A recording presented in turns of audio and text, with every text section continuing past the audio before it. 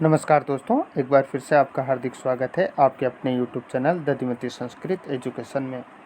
दोस्तों, आज हम भारतीय इतिहास पर चर्चा करेंगे और भारतीय इतिहास के हम बहुत ही महत्वपूर्ण 100 प्रश्नों पर चर्चा करने वाले हैं। इसीलिए वीडियो को बिल्कुल भी स्किप मत कीजिए क्योंकि 100 प्रश्न वो बहुत ही चुनिंदा और बहुत ही महत्वपूर्ण प्रश्नों का इनमें समावेश किया गया है। इसीलिए वीडियो को पूरा ज़रूर देखें और वीडियो शुरू हो रहा है तो वीडियो को लाइक ज़रूर से कर दीजिए। चैनल पे यदि पहली बार पधारें तो सब्सक्राइब करके बेल आइकन ज़रूर से प्रेस कर दीजिए। तो बिना समय गवाए आज का ये वीडियो शुरू कर लेते हैं। पहला प्रश्न आपकी स्क्रीन पे, हड़प्पा सभ्यता की मोहरें किस चीज़ की बनी हुई है? हड़प्पा सभ्यता की मोहरें किस चीज़ की बनी हुई है? लोहे की, तांबे की, कांसे की या सेल खड़ी की? तो किसकी बनी हुई है? सेल खड़ी की। दूसरा प्रश्न, बनावली किस राज्य में स्थित है? बनावली किस राज्य में स्थित है? हरियाणा, पंजाब, गुजरात, महाराष्ट्र। तो किस राज्य में स्थित है? हरियाणा। किस राज्य में स्थित है? हरियाणा। बात कर लेते हैं तीसरे प्रश्न की। लोथल किस नदी के किनारे स्थित है? लोथल किस नदी के किनारे स्थित है? सिंधु, व्यास, भोगवा या रावी? तो किस नदी के किनारे स्थित है? भोगवा नदी के किनारे स्थित है। दोस्तों, वीडियो में जो प्रश्न है आप प्रश्नों पे भी जो उत्तर हैं उसका कमेंट करें और ये वीडियो आपको कैसा लगता है ये भी आप ज़रूर से कमेंट करें।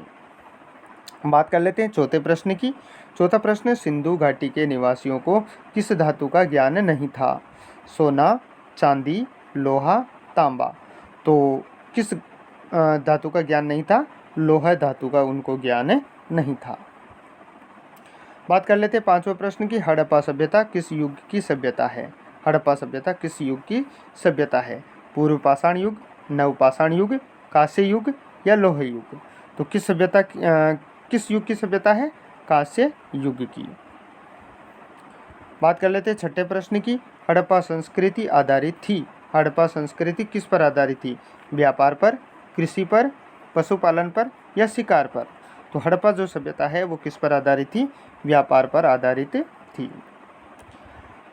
हड़प्पा सभ्यता के लोग, सातवां प्रश्न, हड़प्पा सभ्यता के लोग उपासना करते थे विष्णु की, रुद्र की, वरुण की, मातृदेवी की या इंद्र की?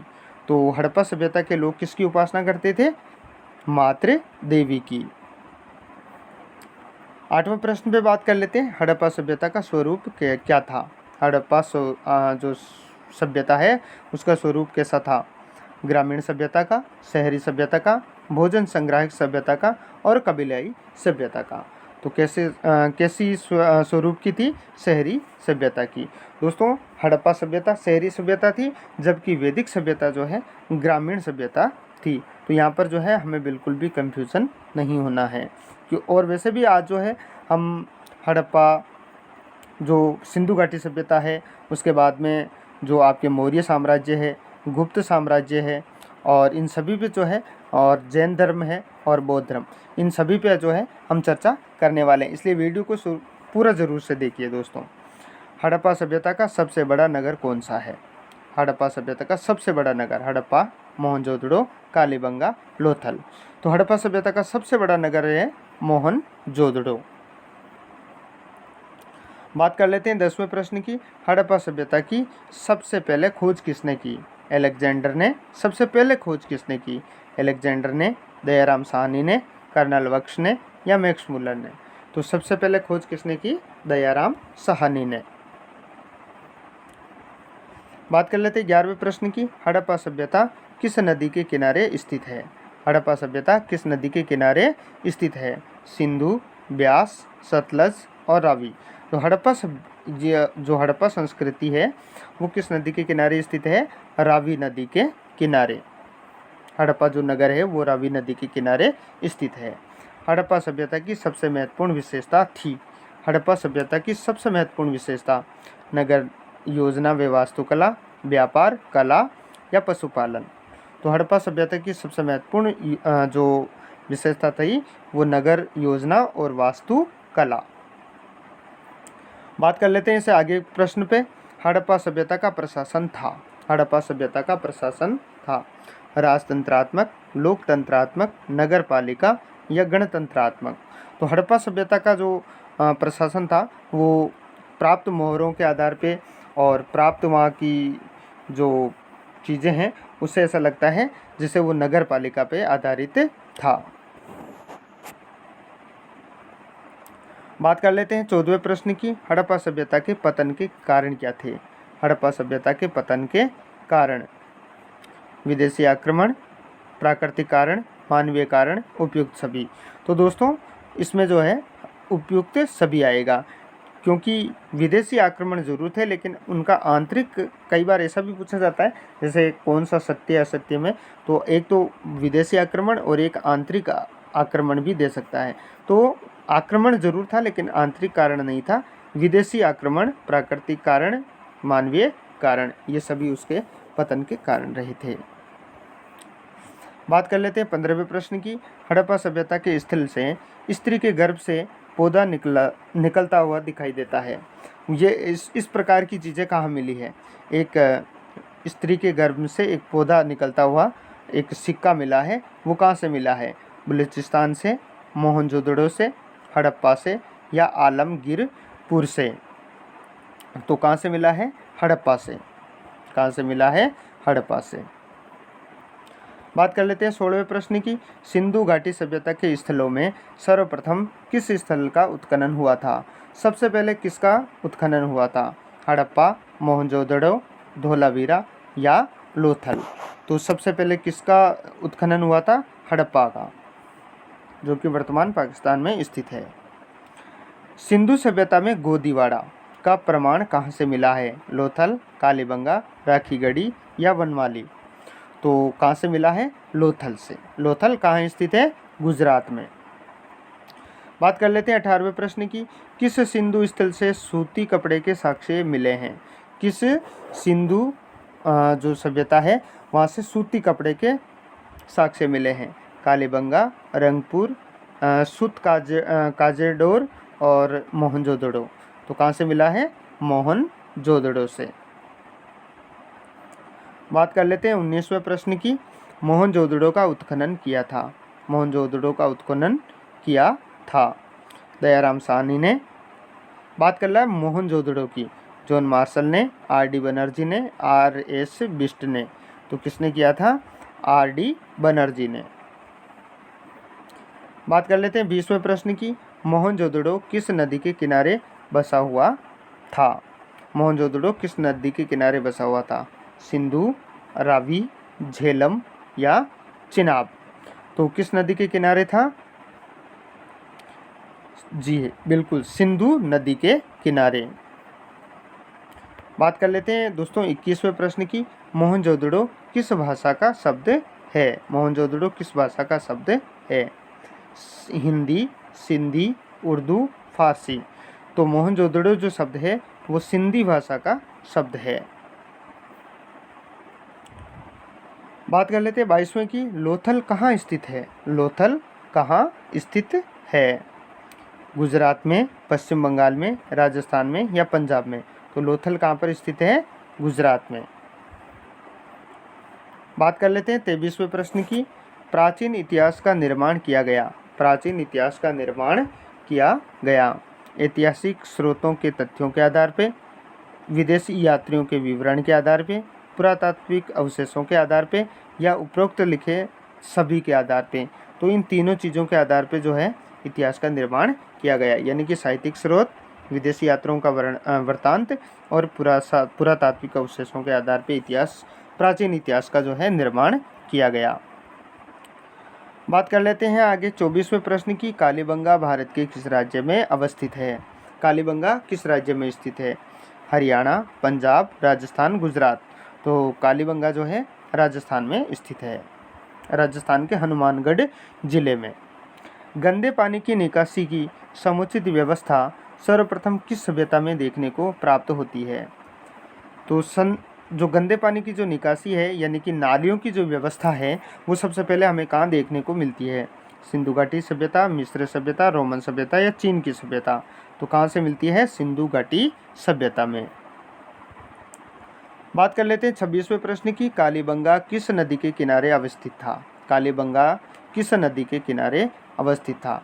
रावी, सिंधु, सतलज या सरस्वती? तो कालीबंगा की बात कर रहे हैं तो कालीबंगा जो वर्तमान घग्गर नदी जो पहले सरस्वती के नाम से जानी जाती थी, सरस्वती नदी के किनारे अवस्थित था। बात कर लेते हैं 27वें प्रश्न की। सिंधु सभ्यता का बंदरगाह नगर कौन सा था? सिंधु सभ्यता का बंदरगाह नगर कौन सा था? हड़प्पा, मोहनजोदड़ो, कालीबंगा या लोथल? तो कौन सा था बंदरगाह का? लोथल। लोथल कहाँ पर स्थित है? गुजरात में। कहाँ पर स्थित है? लोथल गुजरात में, जहाँ से गोदीवाड़ा के भी अवशेष प्राप्त हुए हैं। बात कर लेते हैं 28वें प्रश्न की। सिंधु सभ्यता में नर्तकी की मूर्ति कहाँ से मिली है? सिंधु सभ्यता में नर्तकी की मूर्ति कहाँ से मिली है? मोहनजोदड़ो, हड़प्पा, कोटदीजी या राखीगढ़ी? तो नर्तकी की मूर्ति कहाँ से मिली है? मोहनजोदड़ो से। बात कर लेते हैं 30वें प्रश्न की 29वें प्रश्न की। सिंधु सभ्यता का किस देश के साथ व्यापारिक संबंध नहीं था? सिंधु सभ्यता का किस देश के साथ व्यापारिक संबंध नहीं था? मेसोपोटामिया, ईरान, अफगानिस्तान और चीन? तो दोस्तों मेसोपोटामिया, ईरान और अफगानिस्तान, यहाँ से तो है जो मोहरों के आधार पर ये कहा जा सकता है कि यहाँ से व्यापारिक संबंध थे, लेकिन चीन के साथ कोई व्यापारिक संबंध नहीं थे। बात कर लेते हैं 30वें प्रश्न की। सिंधु वासियों के प्रमुख देवता कौन थे? सिंधु वासियों के प्रमुख देवता कौन थे? इंद्र, विष्णु, पशुपति महादेव, गणेश? तो कौन थे? पशुपति महादेव। बात कर लेते हैं 31वें प्रश्न की। सिंधु घाटी सभ्यता का कौन सा स्थान मृतकों का टीला के रूप में जाना जाता है? मृतकों का टीला किस स्थान को कहते हैं? हड़प्पा, चहुंदड़ो, मोहनजोदड़ो या कालीबंगा? तो किसको कहते हैं? मोहनजोदड़ो को। मोहनजोदड़ो को जो है मृतकों का टीला कहा जाता है। बात कर लेते हैं 32वें प्रश्न की। दोस्तों ये वीडियो बिल्कुल भी जो है आपको हो सकता है कुछ प्रश्न सरल लगे, लेकिन इसमें बहुत अच्छे आगे आने वाले जो प्रश्न हैं बहुत ही बेहतरीन प्रश्न आपको प्राप्त होने वाले हैं। इसीलिए वीडियो को शुरू से अंत तक जरूर से देखिए और कमेंट जरूर कीजिए कि ये वीडियो आपको कैसा लगा। सिंधु घाटी सभ्यता का कौन सा स्थल सिंध का बाग कहलाता है? सिंध का बाग किसे कहते हैं?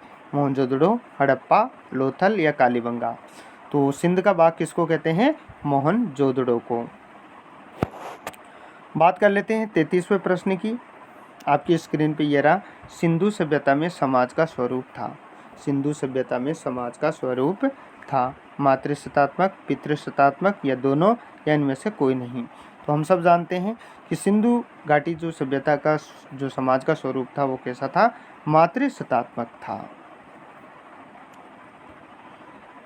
34वां जो प्रश्न है वो प्रश्न है सिंधु घाटी सभ्यता किसके समकालीन नहीं थी? सिंधु घाटी सभ्यता किसके समकालीन नहीं थी? चीन की सभ्यता, मिस्र की सभ्यता, मेसोपोटामिया की सभ्यता, क्रीट की सभ्यता? तो दोस्तों अभी पहले हमने एक प्रश्न हल किया था, तो उसमें ये जो तीनों सभ्यताएं थी इसमें व्यापारिक संबंध प्राप्त होते हैं, लेकिन चीन की सभ्यता जो है उससे व्यापारिक संबंध भी प्राप्त नहीं होते और ये सभ्यता जो है इसके बाद की सभ्यता मानी जाती है, समकालीन नहीं थी। सिंधु सभ्यता का क्षेत्रफल किस आकार का था?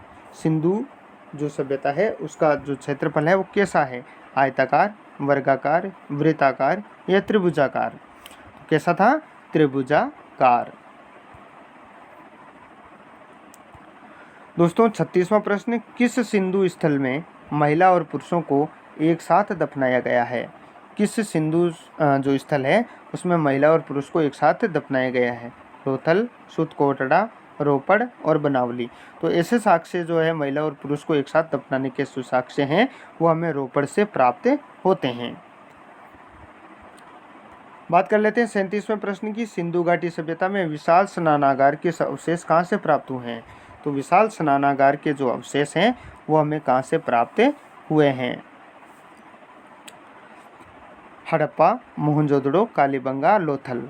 तो कहाँ से प्राप्त हुए हैं? मोहनजोदड़ो से।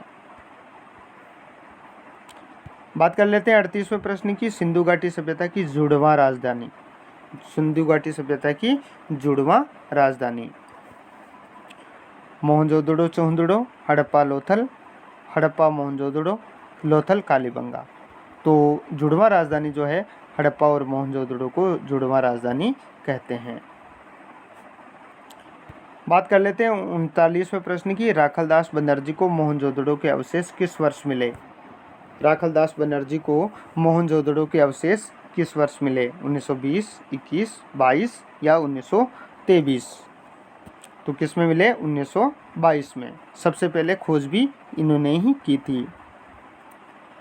बात कर लेते हैं 40वें प्रश्न की, हल से जुते हुए खेत के साक्ष्य कहाँ मिले हैं?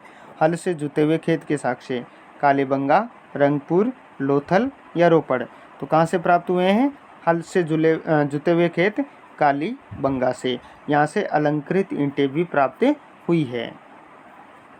बात कर लेते हैं 41वें प्रश्न की, पशुपति महादेव की मुहर में निम्न में से कौन सा जानवर नहीं पाया गया है?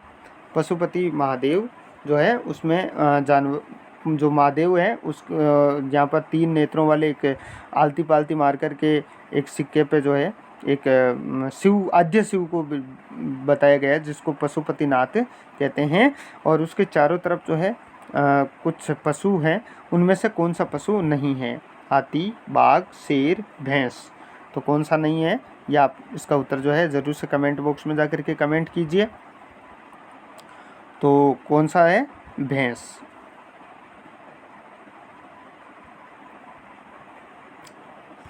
बात कर लेते हैं 42वें, किस स्थान से शतरंज की तरह खेल के प्रमाण प्राप्त हुए हैं? किस स्थान से शतरंज की तरह जो जैसे जो पासा होता है उसके जैसा या शतरंज की तरह के जो खेल के प्रमाण कहाँ से प्राप्त हुए हैं? हड़प्पा, कालीबंगा, मोहनजोदड़ो, लोथल। तो कहाँ से प्राप्त हुए हैं? लोथल से। कहाँ से प्राप्त हुए हैं? लोथल से। बात कर लेते हैं 43वें प्रश्न की, राय बहादुर दयाराम साहनी ने कहाँ उत्खनन करवाया था? राय बहादुर दयाराम साहनी ने कहाँ उत्खनन करवाया था? तो मोहनजोदड़ो, हड़प्पा, लोथल और कालीबंगा।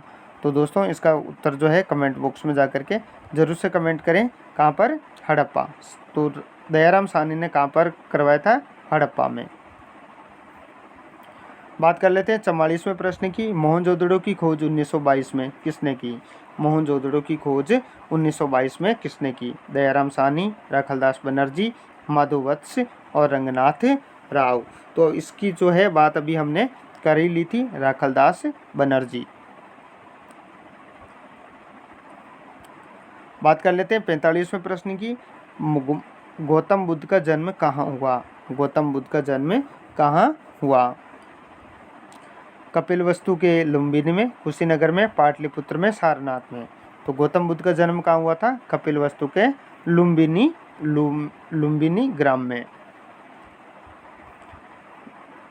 बात कर लेते हैं 46वें प्रश्न की, महावीर ने पार्श्वनाथ के सिद्धांतों में नया सिद्धांत क्या जोड़ा? पार्श्वनाथ के सिद्धांत जो थे उसमें कौन सा नया सिद्धांत जोड़ा जिसे पंच महाव्रत भी कहते हैं?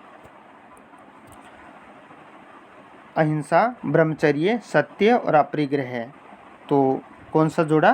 उन्होंने ब्रह्मचर्य को जोड़ा था। बात कर लेते हैं 47वें प्रश्न की, श्वेतांबर और दिगंबर का संबंध जो है किस धर्म से है? श्वेतांबर और दिगंबर किससे है? बौद्धों से, जैन से, ईसाई से या इस्लाम से? तो किससे हैं? जैन धर्म से। श्वेतांबर और दिगंबर किससे संबंधित है? जैन धर्म से। बात कर लेते हैं 48वें प्रश्न की, आर्यों की सभ्यता किस नाम से जानी जाती है? आर्यों की सभ्यता किस नाम से जानी जाती है? ताम्रपाषाणिक, नवपाषाणिक, वैदिक सभ्यता या हड़प्पा सभ्यता? तो किस नाम से जानी जाती है? वैदिक सभ्यता के नाम से जानी जाती है। बात कर लेते हैं 49वें प्रश्न की, आर्यों का सबसे प्रमुख पशु कौन सा था? आर्यों का सबसे प्रमुख पशु कौन सा था? गाय, बैल, सांड, घोड़ा।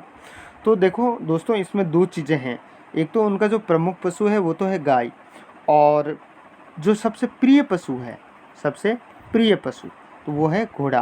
तो ये दोनों चीज़ें ध्यान रखें, प्रमुख है गाय और प्रिय है घोड़ा। बात कर लेते हैं 50वें प्रश्न की, आर्यों का प्रिय पेय क्या था, यानी कि वो क्या पीना पसंद करते थे?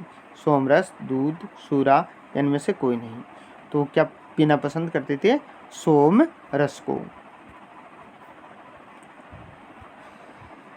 51वां जो प्रश्न है, महात्मा बुद्ध को महापरिनिर्वाण प्राप्त हुआ। महात्मा बुद्ध को महापरिनिर्वाण प्राप्त हुआ कपिलवस्तु में, पाटलिपुत्र में, कुशीनगर में या गया में? तो कहाँ पर प्राप्त हुआ? कुशीनगर में। 52वां प्रश्न, बुद्ध का सारनाथ में दिया गया प्रथम प्रवचन क्या कहलाता है? बुद्ध ने जो सारनाथ में जो प्रथम उपदेश दिया था, प्रवचन दिया था, वो क्या कहलाता है? धर्म परिवर्तन, धर्म चक्र परिवर्तन, धर्म समागम या मध्य समागम? तो क्या कहलाता है? धर्म चक्र परिवर्तन। दोस्तों यहाँ से एक प्रश्न जरूर से पूछा जाता है, ये जो शब्दावली है, इस शब्दावली से बात कर लेते हैं 52वें प्रश्न की। बुद्ध के अष्टांगिक मार्ग में कौन सा सिद्धांत नहीं था? अष्टांगिक मार्ग में कौन सा सिद्धांत नहीं था? सम्यक दृष्टि, सम्यक वाक, सम्यक चरित्र, सम्यक स्मृति। सम्यक स्मृति। तो 53वें में क्या आएगा? सम्यक चरित्र। तो ये जो है उनके अष्टांगिक मार्ग में सम्मिलित नहीं था। बात कर लेते हैं 54वें प्रश्न की। निम्न में से कौन गौतम बुद्ध के शिष्य थे? निम्न में से कौन गौतम बुद्ध के शिष्य थे? आनंद एवं उपाली, कश्यप, सारिपुत्र, गोदरलाइन और या फिर उपयुक्त सभी, या फिर उपयुक्त सभी। तो ये सारे के सारे जो थे वो गौतम बुद्ध के शिष्य थे। बात कर लेते हैं 55वें प्रश्न की। किसके शासनकाल में बौद्ध धर्म का विभाजन हीन और महायान के संप्रदायों में हुआ? तो जो बौद्ध धर्म जो है वो किसके शासनकाल में हीनान और महायान में बट गया? अशोक, कनिष्क, हर्षवर्धन या धर्मपाल? तो शासक कौन था? कनिष्क। बात कर लेते हैं 56वें प्रश्न की। गौतम बुद्ध के गृह त्याग की घटना को बौद्ध ग्रंथों में क्या कहा गया है? तो गृह त्याग की घटना को क्या कहते हैं? महाविनिष्क्रमण, धर्मचक्र परिवर्तन, संबोधि या महापरिनिर्वाण? तो क्या कहते हैं? घर त्यागने की घटना को महाविनिष्क्रमण। बात कर लेते हैं 57वें प्रश्न की। गौतम बुद्ध ने बौद्ध संघ की स्थापना कहाँ की? बौद्ध संघ की स्थापना कहाँ की? तो ऑप्शन जो है बनारस में, सारनाथ में, राजगृह में या चंपा में? तो कहाँ की थी? सारनाथ में। बात कर लेते हैं 58वें प्रश्न की। 58वां जो प्रश्न है, बौद्ध धर्म के भारत में पतन का कारण क्या नहीं है? बौद्ध धर्म के भारत में पतन का कौन सा कारण नहीं है? ब्राह्मणवाद में सुधार, बौद्ध विहारों की संपत्ति, बुद्धिजीवियों का संस्कृत भाषा का प्रयोग, राष्ट्रीय संरक्षण की कमी? तो राष्ट्रीय संरक्षण तो इनको खूब था, लेकिन बौद्ध विहारों की संपत्ति से इसका पतन का कोई लेना देना नहीं है। बात कर लेते हैं 59वें। गौतम बुद्ध किस कुल से संबंधित थे? गौतम बुद्ध किस कुल से संबंधित थे? शाक्य कुल, गात्रिक कुल, कोलीय कुल या मौर्य कुल? तो दोस्तों गौतम बुद्ध जो है वो शाक्य कुल से संबंधित थे, इसीलिए इनको शाक्य मुनि भी कहते हैं। इसलिए इनको क्या कहते हैं? शाक्य मुनि। और गात्रिक कुल से तो महावीर स्वामी थे। बात कर लेते हैं 60वें प्रश्न की। निम्न में से प्राचीनतम वेद कौन सा है? सबसे प्राचीन वेद सामवेद, ऋग्वेद, अथर्ववेद, यजुर्वेद? तो सबसे प्राचीनतम वेद कौन सा है? ऋग्वेद। 61वां प्रश्न। ऋग्वेदिक कालीन लोग किसकी पूजा करते थे? ऋग्वेदिक कालीन लोग किसकी पूजा करते थे? विष्णु, प्रकृति, लक्ष्मी या शिव? तो ऋग्वेदिक कालीन जो लोग थे वो किसकी पूजा करते थे? प्रकृति की। ऋग्वेदिक कालीन, उत्तरवैदिक काल की बात नहीं कर रहा हूँ, ऋग्वेद काल की। तो ऋग्वेद काल के जो लोग थे वो प्रकृति की पूजा करते थे। बात कर लेते हैं 62वां प्रश्न की। ऋग्वेदिक कालीन समाज था ऋग्वैदिक कालीन कैसा समाज था? जैसे हमने सिंधु घाटी सभ्यता का समाज कैसा था? मातृसत्तात्मक। वैसे ऋग्वैदिक कालीन समाज कैसा था? पितृसत्तात्मक, मातृसत्तात्मक, पत्नी प्रधान या इनमें से कोई नहीं। तो ऋग्वैदिक कालीन जो समाज था वो पितृसत्तात्मक था। बात कर लेते हैं 63वें प्रश्न का। वेद का अर्थ है ज्ञान, कर्म, पूजा या सुनना। तो दोस्तों जो वेद है वो विद धातु से बना है। किस धातु से बना है? विद धातु से, और जिसका अर्थ होता है जानना या ज्ञान। बात कर लेते हैं 64वें प्रश्न की। ऋग्वेद के पूर्व सूक्त में सर्वप्रथम किस वर्ण का उल्लेख मिलता है? सबसे पहला कौन सा वर्ण है? ब्राह्मण, क्षत्रिय, वैश्य या शूद्र? तो सबसे पहला जो है वो ब्राह्मण का उल्लेख प्राप्त होता है, और सबसे अंत में शूद्र का। ऋग्वेद में मंडलों की संख्या कितनी है? 10, 11, 12, 13। तो कितनी है? 10। दोस्तों बात कर लेते हैं 66वें प्रश्न की। जैनियों के प्रथम तीर्थंकर कौन थे? जैनियों के प्रथम तीर्थंकर कौन थे? पार्श्वनाथ, ऋषभदेव, अनितनाथ या परम प्रभ? तो कौन थे? ऋषभदेव। कौन थे? ऋषभदेव। बात कर लेते हैं 67वें प्रश्न की। सामान्य मत के अनुसार आर्य कहाँ के मूल निवासी थे? सामान्य मत क्या, अलग अलग विद्वानों के अनुसार अलग अलग है। जैसे लोकमान्य तिलक ने धुर्मों का बताया है, वहीं मैक्स मुलर ने जो है मध्य एशिया का बताया है। तो सर्वमान्य जो मत है वो कहाँ का है? यूरोप का, अफ्रीका का, मध्य एशिया का या दक्षिणी पूर्वी एशिया का? तो आर्यों का जो मूल स्थान है वो सर्वाधिक जिन्होंने स्वीकार किया है वो किया है मध्य एशिया से आया हुआ बताते हैं। उपनिषद मूलतः किस प्रकार के ग्रंथ हैं? उपनिषद मूलतः किस प्रकार के ग्रंथ हैं? राजनीतिक, सामाजिक, धार्मिक या दार्शनिक? तो उपनिषद जो है वो किस प्रकार के ग्रंथ हैं? दार्शनिक प्रकार के ग्रंथ हैं। दोस्तों बात कर लेते हैं 69वें प्रश्न की। निम्नलिखित वर्गों में से किसे उपनयन संस्कार करने का अधिकार नहीं था?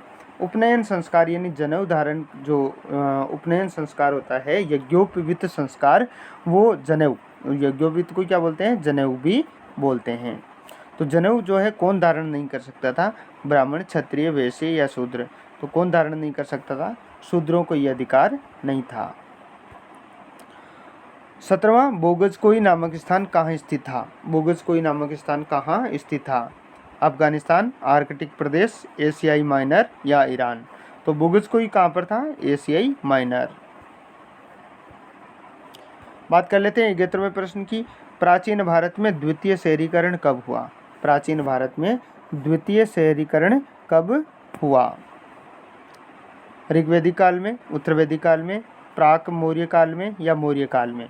तो द्वितीय जो शहरीकरण है वो प्राक मौर्य काल का माना जाता है। बहुत ही मोस्ट सवाल है दोस्तों। 72वां, हीनयान और महायान किस धर्म से संबंधित है? हीनयान और महायान किस धर्म से संबंधित है? बौद्ध धर्म से संबंधित है। बात कर लेते हैं 73वें प्रश्न की। जिस बोधि वृक्ष के नीचे बुद्ध को ज्ञान हुआ उसको किसने जो है नष्ट करवा दिया? उसको किसने नष्ट करवा दिया? शशांक, तोरामण, बख्तियार खिलजी या मिहिर कुल? तो किसने उस वृक्ष को कटवा दिया था? बोधि वृक्ष को शशांक ने।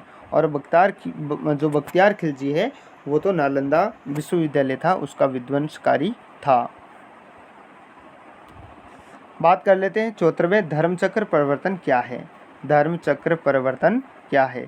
मोक्ष प्राप्ति, प्रथम उपदेश, आचार संहिता या संघ का गठन? तो धर्मचक्र परिवर्तन जो है महात्मा बुद्ध के द्वारा दिया गया पहला उपदेश ही क्या कहलाता है? धर्मचक्र परिवर्तन कहलाता है।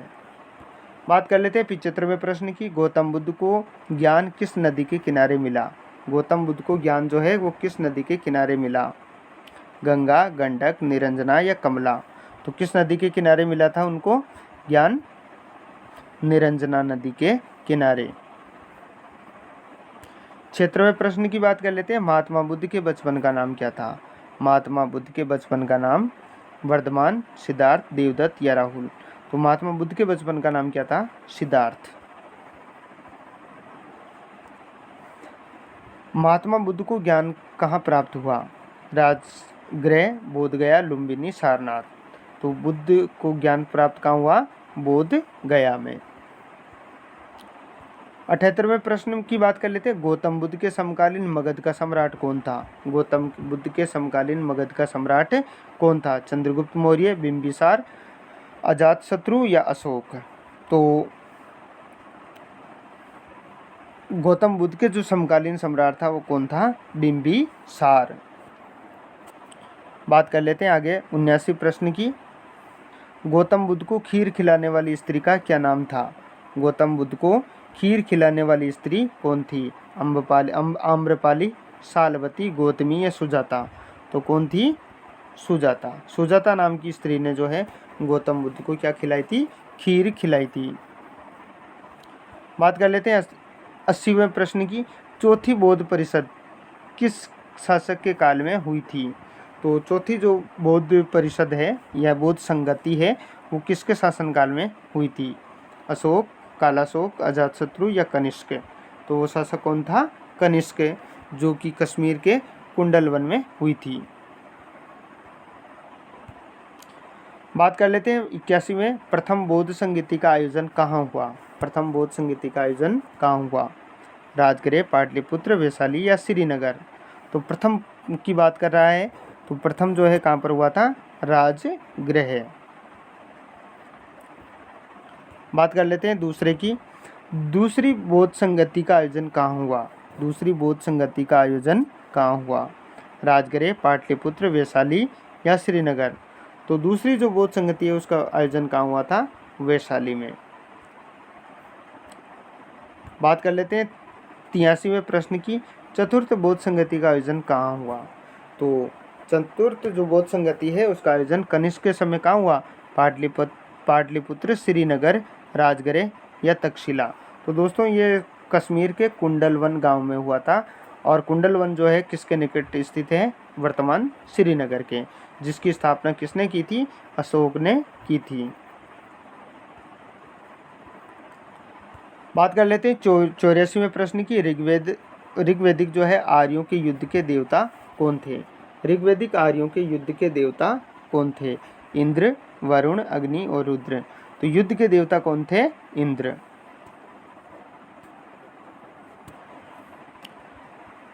बात कर लेते हैं 85वें प्रश्न की। 85वां प्रश्न। ऋग्वेद में वर्णित दशरागी युद्ध किस नदी के किनारे लड़ा था? तो किस नदी के किनारे लड़ा था? परुष्णी, जिसे वर्तमान में क्या बोलते हैं? रावी नदी। तो रावी नदी के किनारे या परुष्णी नदी के किनारे ये युद्ध लड़ा गया था। 26वां प्रश्न। महावीर जैन को किस नदी के किनारे ज्ञान की प्राप्ति हुई? महावीर जैन को किस नदी के किनारे प्राप्ति हुई थी? तो गंगा, सोन, ऋजुपालिका या गंडक? तो किस नदी के किनारे? ऋजुपालिका नदी के किनारे। बात कर लेते हैं 87वें प्रश्न की। किस वंश ने बौद्ध धर्म को संरक्षण प्रदान किया? किस वंश ने बौद्ध धर्म को संरक्षण प्रदान किया? Shunga, Kanva, Indo Greek, Satavahana? तो इंडो ग्रीक जो है उन्होंने बौद्ध धर्म को संरक्षण प्रदान किया। तो बात कर लेते हैं आगे 88वें प्रश्न की।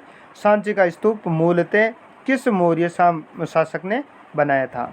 तो सांची का स्तूप जो है मूलतः किस मौर्य शासक ने बनाया था? दशरथ, संप्रति, अशोक या बिंदुसार? तो किसने बनाया था? अशोक ने। 89 की बात कर लेते हैं। वैदिक सभ्यता कैसी थी? नगरीय, ग्रामीण, शिकारी या इनमें से कोई नहीं? तो वैदिक जो संस्कृति थी वो कैसी सभ्यता थी? ग्रामीण सभ्यता थी। बात कर लेते हैं 90वें प्रश्न की। त्रिरत्न का संबंध किस धर्म से है? त्रिरत्न का जो संबंध है वो किस धर्म से है? बौद्ध धर्म, जैन धर्म, शैव धर्म या वैष्णव धर्म? तो किससे है? जैन धर्म से। 91वें प्रश्न की बात कर लेते हैं। त्रिपिटक का धर्म जो त्रिपिटक है उसका संबंध किससे? जैन से, बौद्ध से, हिंदू से या शैव से? तो त्रिपिटक जो है वो किससे संबंधित है? बौद्ध धर्म से। बात कर लेते हैं 92 की। क्षेमेंद्र की रचना कौन सी है? तो क्षेमेंद्र की रचना मुद्रा राक्षस, अर्थशास्त्र, बृहत कथा मंजरी या कथा सरित सागर। तो क्षेमेंद्र की जो रचना है वो बृहत कथा मंजरी है। बात कर लेते हैं 93वें प्रश्न की। इंडिका किसकी रचना है? इंडिका किसकी रचना है? चाणक्य, मेगस्थनीज, हर्षवर्धन या कालिदास? तो इंडिका किसने लिखी है? मेगस्थनीज ने। बात कर लेते हैं 94वें प्रश्न की। किस गुप्त शासक को लिच्छवी दोहित्र, बहुत ही मोस्ट है और कई बार ये परीक्षा में पूछा जाता रहा है और कंफ्यूजन की वजह से हम जो इसे गलत भी कर देते हैं, लेकिन आज के बाद इसको गलत नहीं करना है कि लिच्छवी दोहित्र किसको कहते हैं? समुद्रगुप्त को, चंद्रगुप्त को, कुमारगुप्त को या स्कंदगुप्त को? तो लिच्छवी दोहित्र किसको कहते हैं? समुद्रगुप्त को। 95वें प्रश्न की। गुप्त काल में हस्ती सेना का प्रधान क्या कहते थे? हस्ती सेना के प्रधान को क्या कहते थे? महासंधि विग्रहिक, महाश्वपति, महापीलुपति या महाबलाधिकृत? तो महापीलुपति हस्ती सेना के प्रधान को कहा जाता था, महापीलुपति। बात कर लेते हैं 96 की। निम्न में से महिला संत थी? निम्न में से महिला संत थी मीरा, अंडाल और कराईकल या ये सभी? तो ये सभी जो है वो महिला संत थी। 97 की बात कर लेते हैं प्रश्न की। 97वां प्रश्न जो है, दम की शुरुआत किसने की? दम की शुरुआत किसने की? चंद्रगुप्त मौर्य, चंद्रगुप्त विक्रमादित्य यानी कि चंद्रगुप्त द्वितीय, अशोक और कनिष्क? तो किसने की थी दम की शुरुआत? अशोक महान ने। 98वां प्रश्न, समुद्रगुप्त की तुलना किस यूरोपीय शासक से की जाती है? समुद्रगुप्त की तुलना किस यूरोपीय शासक से की जाती है? हिटलर, नेपोलियन, बिस्मार्क या मुसोलिनी? तो किससे की जाती है? ये भारत का नेपोलियन कहा जाता है। किसको? समुद्रगुप्त को। बात कर लेते हैं 99। मौर्य वंश का संस्थापक कौन था? मौर्य वंश का संस्थापक कौन था? चंद्रगुप्त, बिंदुसार, कुणाल या अशोक? तो कौन था? चंद्रगुप्त मौर्य। गणानंद को हरा करके और चंद्रगुप्त मौर्य जो है गद्दी पर बैठा था अपने गुरु चाणक्य की सहायता से। चंद्रगुप्त मौर्य की मृत्यु कहाँ हुई? चंद्रगुप्त मौर्य की मृत्यु कहाँ हुई? पाटलिपुत्र, तक्षशिला, श्रवणबेलगोला और उज्जैनी? तो मृत्यु जो है महासंलेखना विधि से श्रवणबेलगोला में हुई थी, जो वर्तमान कर्नाटक में स्थित है। दोस्तों आशा करता हूँ ये वीडियो आपको बहुत अच्छा लगा होगा, अच्छा पसंद आया। और दोस्तों आज इसमें हो सकता है प्रश्नों का जो थोड़ा क्रम था वो थोड़ा यानी कि सरल था। आगे एक और वीडियो लेकर के आएंगे जिसमें जो है बहुत ही अच्छे प्रश्न और थोड़ा कठिनाई स्तर के प्रश्न होंगे। मिलते हैं अगले वीडियो में, तब तक के लिए जय हिंद, जय भारत। चैनल को सब्सक्राइब जरूर से कर लीजिए और बेल आइकन ज़रूर प्रेस करें ताकि शिक्षा और रोजगार से संबंधित वीडियो आपको समय समय पर मिलता रहे। धन्यवाद।